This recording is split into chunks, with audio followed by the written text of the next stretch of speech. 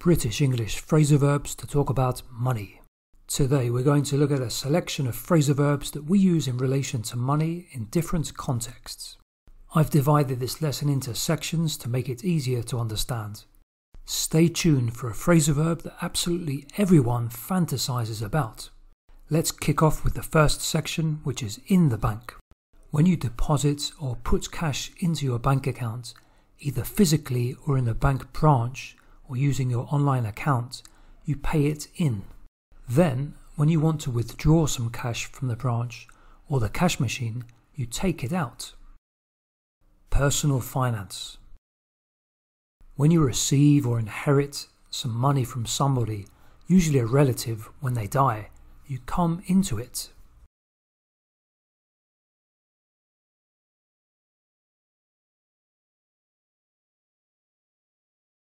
Now let's look at the money you make or earn. When we want to say we have just enough money in order to survive, we say we get by.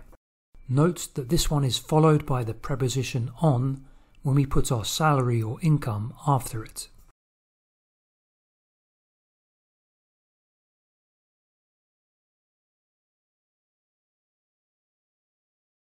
In a similar way to get by, when we want to specify a particular amount of money we require to buy the things we need to live, we use live on.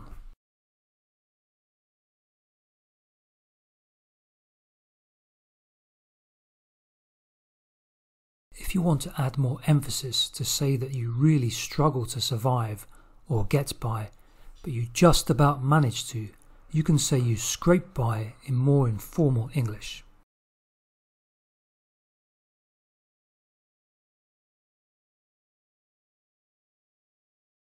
Here's a colloquial one for you.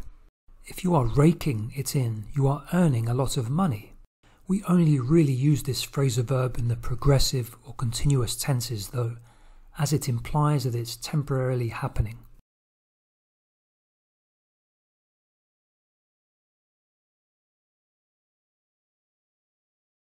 Savings.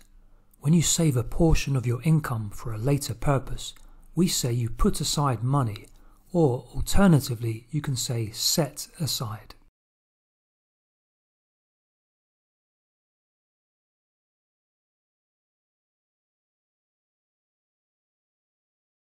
In a similar way, you can save up for something, which means you set aside money with the aim of purchasing something expensive or something that will take you some time to get all the money for.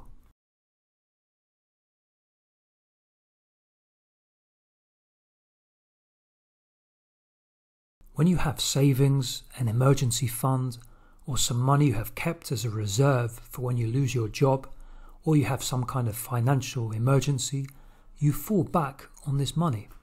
Now imagine you still have your job or your regular income, but you need to take part of or an extra bit of money from your savings. We say you dip into it.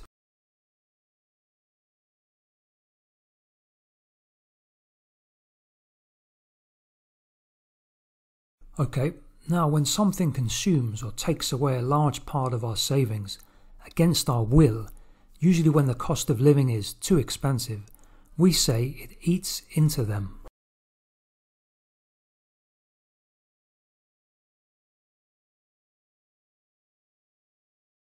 Now let's look at different phrasal verbs for spending money. If you throw away your money, you spend it unnecessarily or you waste it carelessly. Now imagine you have the possibility of spending a lot of money. If you purchase something expensive or spend money extravagantly, you splash out on it. Check out these two examples.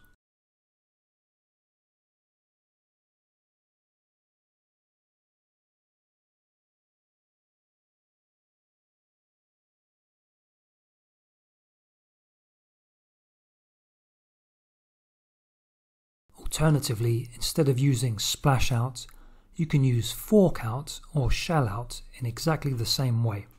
All of these are very colloquial phrasal verbs. Now imagine you're in a situation when you have to unwillingly or reluctantly pay for something. We say you have to cough up money.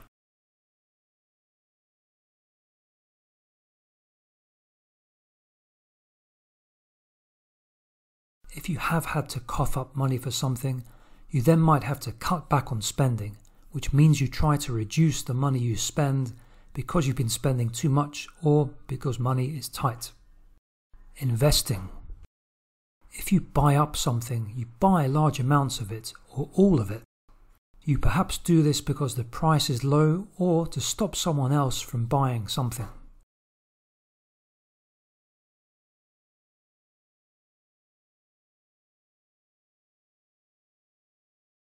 When it comes to buying another person's stake or share in a company, we use buy out someone.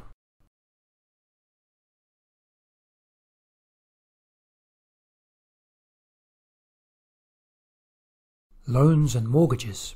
If you take out a loan or a mortgage, usually with a bank or a loan company, you formally agree to finance something like a new car, a property, or your university education. When you take out a mortgage, you'll need to put down some money, which means you pay part of the total price and you pay the rest later.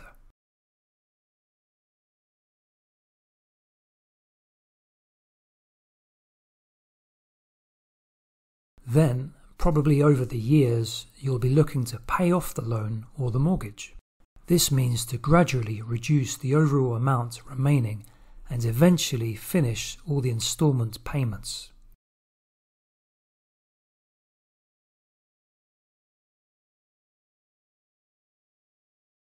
Now let's talk about debt. If you owe someone, perhaps a relative or a friend, some money, and you return this cash to this person, you pay them back.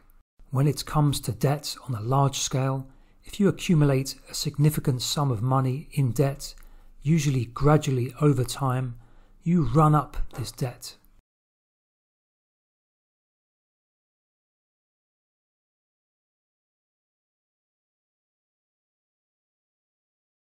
Imagine if you have a friend who is struggling for cash because they have run up a large debt. You might want to bail them out, which means to give them some help financially.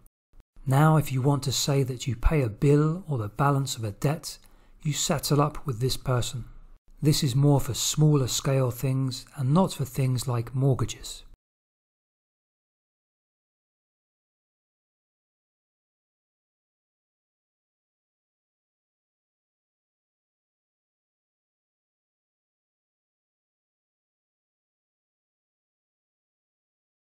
When we talk about a debt being cancelled by a company or perhaps the government, we use the phrasal verb to write off.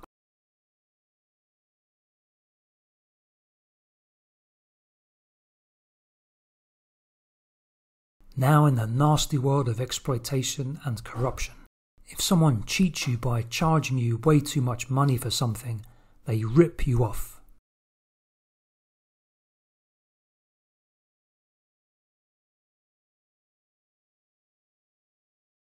In terms of corruption, if you buy somebody off, you pay this person money so that they don't do something that will harm you. In other words, you bribe them.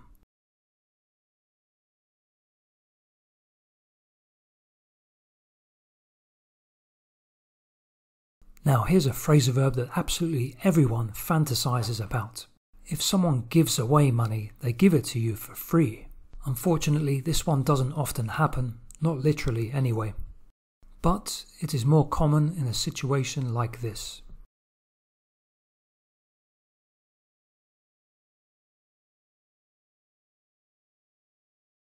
If you want to learn British English with me, hit the subscribe button to join the community and take your English to the next level.